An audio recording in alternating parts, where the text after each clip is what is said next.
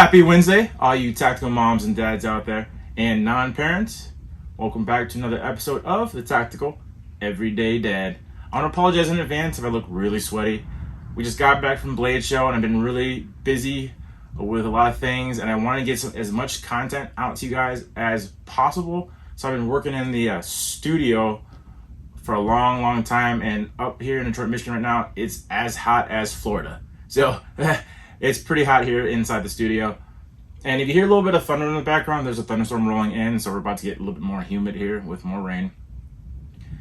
I got the chance to actually hang out with the Artisan Cutlery CJRB crew at Blade Show for actually a few hours, day 2 Saturday, and it was actually really cool. I actually got to hang out with Savannah a little bit too. As you know her as Swag, she used to be with Smoky Mountain Knife Works. She went through a lot of the knives with me, and Russell actually was able to do an interview with me, and I loved our interview just because it was an interview. It was a very peer, almost guy-to-guy conversation for a good 25-30 minutes. So in advance, this is a long video, but if you bear through it, you actually will learn a lot of things about this brand, which is a very high quality of knife producing company, but you're gonna get it at a budget price, which is amazing in my in my mind. He's gonna explain to you guys I believe it's AR RPM9 steel, proprietary steel for Artisan, Cutlery, and CJRB. It's an amazing steel. I actually have a few of their knives in that steel that I will be reviewing very soon here. So, all right guys, let's check out the video.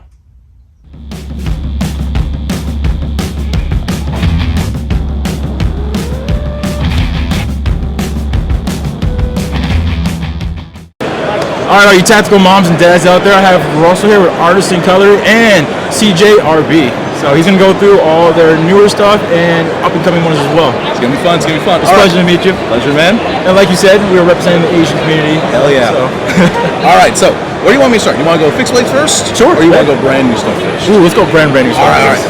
So I'm gonna start with the CJRB line. Okay. We have one new model from CJRB, just one. We kept it clean this year. Simple. Clean is the theme this year. So I'm gonna go with this one, as I picked the loudest one we have. We want to do something, because have you handled the feldspar or the reed? Yes. Any of the kind of like the 2 years ago, 1 year ago, more straightforward, simple models? Mm-hmm. We wanted to make one that trumped all of those. This is Dysporia. This has a pretty utility blade shape. Clean, simple, but look at the stock thickness on this guy. It's insanely thin. Yes, it is. This one has some crazy micro. I don't know if we're actually going to do this one for final production. We have a tie clip on this one. Again, we're probably going to offer this as an upgrade on the final version. It's going to have a steel clip, but overall, this is meant to be a excellent general user, slicer, super lightweight, easy to carry, style tool that just feels really good in the hand. Very drop shutty. Oh yeah. Doesn't that feel nice? Just give it a good solid grip in the hand, especially with that tie clip. It really just locks in for something that's so thin. No hot spots. You can't even really feel it either. Exactly. And you have almost, I think I'm going to see about widening out this choil a little bit. It's a full-size choil, but it's like, yeah, all right, full size for an average size hand. Some dude with XL gloves is going to have a little trouble with that. Yeah. But this is a user. It's a cutter. It's a cutter. It's meant to cut. It's not meant to pry. It's not meant to break stuff. It's meant to cut, and it does it really well. It's comfortable. It's easy to carry. It's lightweight because we milled the hell out of the inside. Thumb studs work great. The flipper works great. It's fidgety, it's accessible, and it just feels so good. I'm really stoked about this guy because I just saw these yesterday. This is probably one of my favorite ones of the whole show. It's great. It is. I tried to buy one yesterday, but then it's prototype. I was like, sorry, buddy. It's my life this whole weekend. Oh, this is a great blade. It's so good. It's so good. I do kind of like the green accent too. I do as well. Some people are like, I don't want it. I don't like the green. It looks weird. I'm like, you know what? It's a little pop of color doesn't hurt. And you know, we're probably gonna do just like a blasted version as well. Black G10, black blade, blasted pivot and stud. Cool. Green's sick though. I like it. It is. Nice pop of color. It's got character. So that is the Dysporia, and that's gonna be through the CJRB line. Okay. So now we got an Artisan's coming up. I'm sure you can guess who designed this one by the look of it. I'll have you tell them. Putting you on the spot right now. Yeah, I know, right? This is a Ray Laconico. Yep. looks. It's got that chamfer right there, that nice channel cut in, super clean lines, really neat blade shape. I love how this is kind of, it's kind of gentlemanly, kind of EDC, but it really is like, you can't really step to Ray's stuff. No. If Ray designed, he can just draw something on a piece of paper and it's like, this is perfect. He's got a style to him that he's just like, this works. Like, you're right, man. So we did 2 versions. We're actually going to run these by, I actually just texted him about this. It's like, yeah, everyone likes the thumb stud version, but we kept this one around because this is like the hyper cleaned up version. Just tie, nothing else, just a front flip. But here, try the stud version. We had, so the tie version could be a frame lock, a little bit of micro milling. The one with the stud is a liner lock with a front flipper and that extra stud there. We actually positioned the stud very similar to our Rhea model, so it has a really nice snappy action because it has the G10 kind of farther back. It hits really nice. Oh yeah. Yeah, it's great. Very satisfying. And it's, I expected it to be a little smaller, but I think in hand it doesn't feel as big as it actually, like it's a 3.5-inch knife. It doesn't feel like it. It feels like a very comfortable EDC. It's good. It's very good. It's good. I was eyeballing this yesterday too, Yeah. but of course. You and everyone else. I know. No, it's a jumping knife. This is for something like date night, you know, go out of town.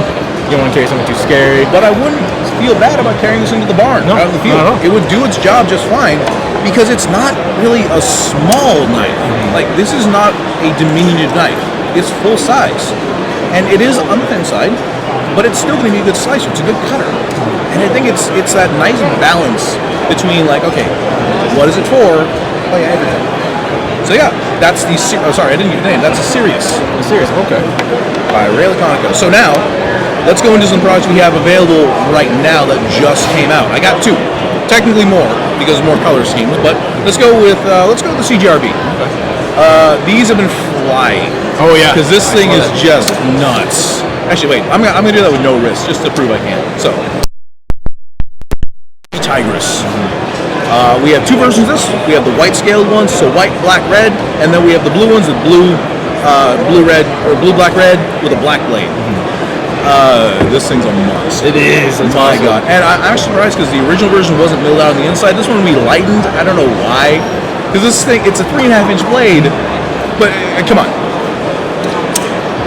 Yeah. I mean, really? Really? It doesn't feel like it. It feels giant. But just give that handle a good grab because that has such good ergos to it. Considering that it's got such like sharp angles, it sits really nicely in the hand. It really locks itself in because we have those 2. We have 2 different textures of G10. We have that double layer on top. Actually, it's milled out so that that top layer of G10 sits inside the black layer. It's really smart. The clip is custom made, so we have a bent clip, so kind of like an angled clip that sits really nice in there. It's deeper carry than most, but again, we have a big knife. It's nice to have a deep carry clip. Gotta admit, more substance. And that blade is just monstrous. But it's a slab of RPM9. It cuts great, and we made sure the things behind the edge on this guy is really trim. So it is actually surprisingly good in the kitchen. But it's a character knife. We'll say that you pull this out at a party and show it off, yeah, everyone's gonna look at you. It's like it's just a wild, big, over-the-top knife. And you're right, like, yeah, but it's such a good cutter. My God, it's so tall. it is. That's good. I was looking at it too. I know a lot of guys out there, myself too, when I first looked. Can you explain like the proprietary steel that you guys use? Sure. RPM9 is something we developed late 2019. So because the EDC community at large is really tired of D2. I get it, man. Like, D2 is a good steel. It's hard to beat when it comes to actual performance at that price point. And it's really good stuff. We love ours because we're able to get ours into the 60 HRC range. I'm very happy with it, but it's D2. D2 is chippy, and it is slightly rust prone. It's not like rust prone like something like 3V or M4, kind of. Yeah. But D2 still has some rust resistance. As long as you take care of your knife, you're not going to have problems. But the problem is if you carry a knife all the time and you're in a wet environment, a sweaty environment, a saline or acidic environment, your knife is going to get rusty. Absolutely. And you don't want rust on your knife, or you can't have rust on your knife for what you're doing for work. It doesn't matter how good the steel cuts. You can't have that. So we decided to do something different. We wanted originally to find the steel for our knives that would work better, but when it comes to performance, it's hard to beat D2 for what you pay for it. Absolutely. So I get it. Like, we want to say, oh, we can do like 154 cm, cool, great, or S30, great. Those are all much more expensive steels compared to D2. And when we're already very happy with what our D2 can do, because there are other companies and other brands that have D2 that don't quite hit that 60 range. They're not bad per se, but we like to have hard D2 because it performs best when it's super hard. And you just can't get that if you do other stainless steels. So say if we wanted to just screw the pooch and do 8CR, it's not going to perform anywhere near what we want it to do for a knife. Even the best 8CR isn't going to do what a decent D2 can. So we're like, all right, you know what? We can either spend a lot more and buy a more premium steel to put on our line and bring the price of a CJRB knife up to $20. But that's clearly not what our customers want. They like these because the price point is around this area. It's a price you can put down, you can buy a knife to use, you can buy a knife at home, and you can have one that isn't going to break the bank. You're not going to cry if you lose it, but you're going to love the knife. If it lasts forever, great. If it doesn't, well, it's not like you're losing, a Strider. You didn't lose a $500 knife.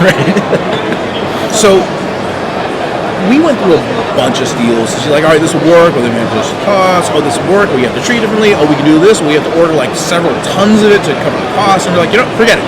Let's talk to our guy that does our D2. Let's talk with the foundry there. Let's make a steel. And the boss sent me a picture at 3 a.m. in the morning. He's like, hey, what do you think of this? I'm like, what is this? Oh, it's a steel formula. It's like, that's cool. What is it? Oh, we're going to make it. I'm like, what?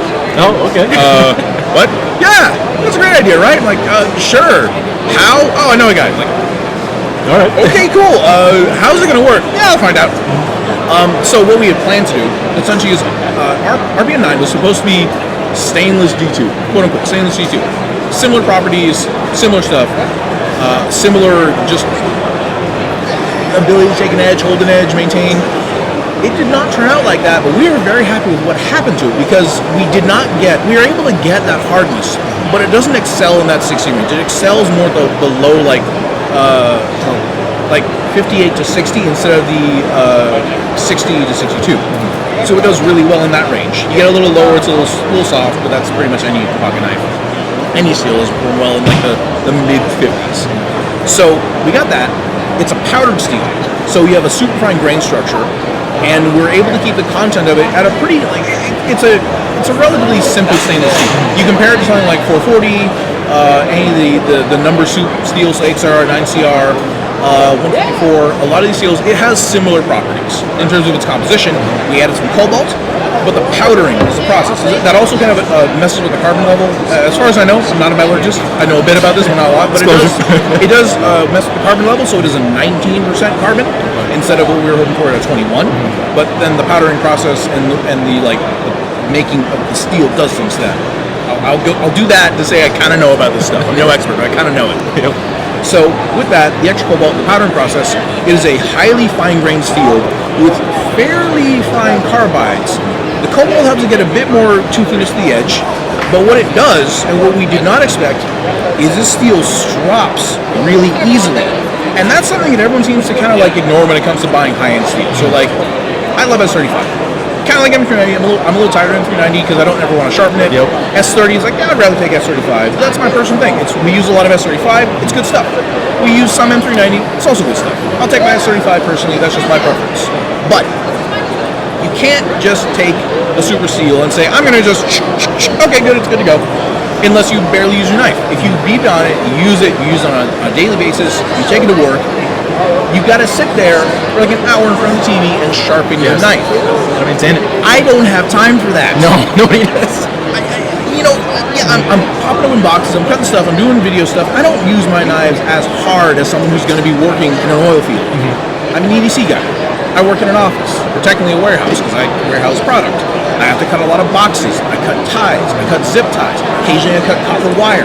I'm not cutting through steel drums. Nope. I'm not hacking bushes. I'm not cutting big chunks of wood. I'm not trying to get through nails. I'm not pulling things up out of the ground. What I want is a steel that I can maintain easily, does not have rust problems, and can be, touched up fairly quickly. RPM9 does that really well. You can strop it back to hair popping sharpness. Surprisingly, that one got me. I'm like, is that possible? Apparently it is. Yep. But it sharpens really fast. It also maintains that edge well enough, and it has surprisingly good durability. We had someone, a buddy of mine, decided to do his definitive test of knives, put a penny on a steel anvil, took a blacksmith hammer, and bam! He did that with Nitro V versus RPM9. They both took damage, obviously, but neither of them chipped out. You did not end up with a chunk out of the steel. You didn't end up with massive, like, serrated edges and microchipping. You also didn't end up with a large roll. Both of them flattened, but enough to be sharpened out quickly, which is quite impressive. So it's soft enough that you don't have to worry about, having chips and damage, but it's hard enough to take a hit like that and not be just like pancake. So it's been impressive, and we still got a way to go to kind of make sure it's as best possible form. Fine-tuned. We're about as good as we're going to be right now, and it's kind of getting to the market where people are kind of learning about the steel, understanding it, and kind of getting to know it. I think that's a good way to say it. Yeah, no, that was a great explanation. Yeah. Like that was answered many questions out there. Yeah, sorry for going so long. No. The more information, the better. That's what the channel is all about, is informing those that are newer to the channel, ones that want to kind of branch out and kind of look at more different manufacturers and different steels and stuff. And, everybody knows like the bucket knife you get at Walmart. So yeah, not to bash on them, but there's way more options out there at around the same price point that have very great craftsmanship, good steel. So Very happy. Right? So let's see, where were we here? we were, I believe, on this guy. I think we're going to the Artisan. This is actually my favorite knife that Artisan's made so far. We work with Cerberus Knives in this one. He's a designer out of Southern California. He's actually a machinist, and he makes some bomb scales. The guy has some of the coolest scales out there, but he is one of the best machinists I've ever met. The guy has a fantastic idea about how to do so many things. This knife caught my eye so fast. It's so straightforward, and it's such a good user. It's like simple blade, simple handle, not a lot of choils, no like tell you to grip here shape. It's a block, a smooth handle, a leaf-shaped blade, and this finger choil or this thumb hole. I think it's more like a finger hole because I'm mostly using this with a spider flick instead of a thumb hole, which you can on this. You just got to do it a bit differently. But this is such a good knife. It's also quite thin. Camera. Keep showing you things. Like it's quite thin. Behind the edge, it's a really good slicer. This is a 0.1 stock, I believe. Might be 1.0. But nice and thin, especially for something this big. Because again, this is a fairly. It's actually a little bit longer than Tigris, but it doesn't feel like it. I'll give you this one because I got one in my pocket right now. Do you? And we have this one in a few different styles, and we just released a full tie version. So this guy right here. And we also released a green micarta version, and both these have bead blasted blades. The original version of this had double coral micarta with a satin finish blade, which is sweet looking. But we wanted to get kind of this even color on this one, this kind of like continuous matte look on there. Here's a little trick with this guy. So I was like, the thumb stud, the thumb flick is a little bit different because you got to go all the way down here. If you want to roll, take it and just roll all the way back and pull back like you would sliding your thumb. You can flick it, but you got to do it from the bottom here. There you go. Or my thumb's all weird. Or just when in doubt, spider flick. Yeah, I'm not even gonna attempt that because I'm horrible. I'll let him do that for you. It takes, I can't say it takes a lot of practice to get it right, but a few in, you get it. Yeah.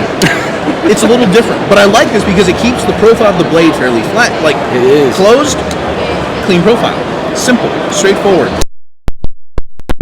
and just like in hand. I feel how light that one is too. So we beat the ratio. This is a 3.75-inch blade at 3.5 ounces.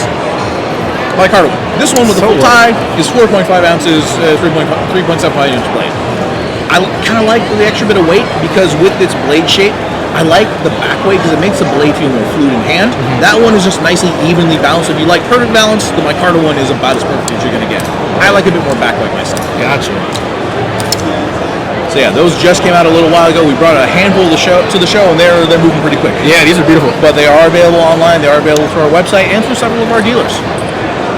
Wow. I like that. That's good. That's good. So that is the Artisan, and that is through Artisan and not CJRB. That's kind of in our premium. Oh, did I mention all the nice micro milling on the back scale of titanium here? I was looking at that. Yeah, here, just like here. Can't quite get it to the camera. I don't know if that'll focus well here. I'll let you do that. There you go.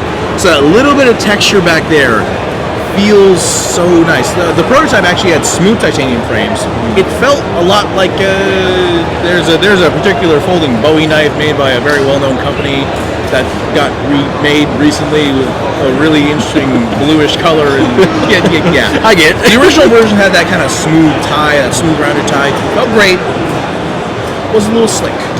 I liked our proto with that on it, but it was a little slippery, and I feel like doing the micromilling in there helped a lot.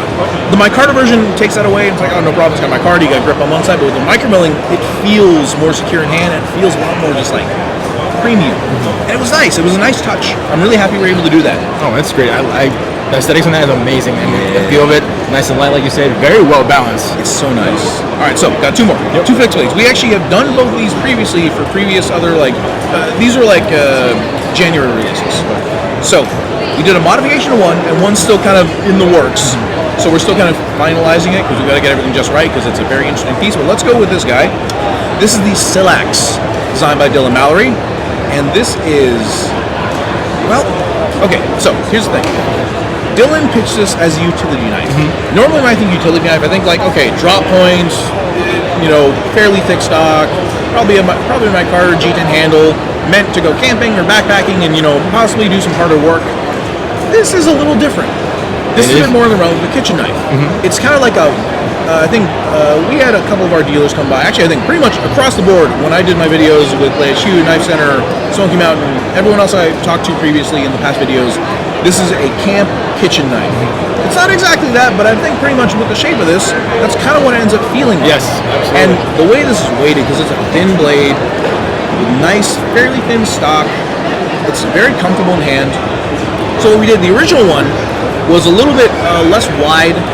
We brought the edge down a little bit. We made sure we had a bit more heel to the blade. So if you're going down and rocking on a surface, so if you're, you know, the garlic cutting motion, you need a bit more belly. You have to have a bit more clearance from the counter. Otherwise, you're doing like you're holding it towards the top and like chopping straight down. But you want to be able to comfortably rock to chop things. Slice motions. We dropped the tip a little bit, made it a little bit less stabby, just a bit. Kind of curved the top a little bit, and we opened up the choil, just to give you a bit more finger room, because Dylan's got tiny hands. His one worked perfectly for him, but not for most people. Yep. It's really comfortable. It really is. I'm actually really happy, because this is how I've gotten my own definitive test of RPM9. I have been beating on the prototype version of this forever. It's been in my kitchen. It's been in my backyard. It's been in like my travel box that I like take places when I go outdoors to like do photo shoots. And I've beaten the hell out of it. I've put chips in it. I've nicked it. I've hit rocks with it to see what it does. It's done really well. I took a lemon, rubbed the entire thing down with lemon juice, squeezed it on there, rubbed the lemon oils in there, left it outside overnight, like just the whole night. Came back the next day. I will not mention that this was totally by accident. I was drinking a bit too much. I had a few too many beers, and I'm like, get it later. But I did rub it down with acid to see how it did. You know what? For any steel that is not a designated like kitchen stainless steel, really good corrosion resistance. We got like a little tiny bit of patina that I was able to rub off with the Scotch-Brite pad. Because I was going to ask you about that. Like, I usually mentioned it's like a kitchen camping utility knife. How well it hold up, and you answered my question without me asking it. Yeah. So that is awesome. So what kind of sheath does it come with? That's going to come with a Kydex sheath. We're actually working on it right now. We had to resize the original one, so that's why we didn't end up bringing the sheath to the show. Hopefully those should be done very soon. We've also switched over the brand of this one from Artisan to CJRB. I'm not sure there's going to be a big price difference, because at the end of the day, since we had to modify the sheath and make it a bit bigger and do some changes, the price is going to be about the same as the original price we planned, so around the $90 price point. Okay. But it's going to be a bit more accessible because CJRB is a bit more widely available right now. So yeah, we're excited for that one. I'm very excited too. I was looking at it as well, like out of fixed blades, I was like, that's a very utilitarian kind of knife. And then everything. On the other side, another Dylan Mallory. This is the Histrix. A little different in utility. It's a bit more, you know. Just a little more dangerous. It's a ventilation tool. We use this for ventilating houses. You know, I need to put a hole in some fiberglass. Or you drywall. You need a new just to put a hole in some drywall. You know, it's tactile. Yes, it's tactically oriented. And this is, I gotta say, it's a real fun knife. It's something that is interesting. It's cool. It's got like the neat factor to it. But the cool thing with this ring, I don't have the sheath for this guy on the table, unfortunately. But if you hook it up to your belt, vertical carry, bring the finger in the ring, pop it straight up, you're here.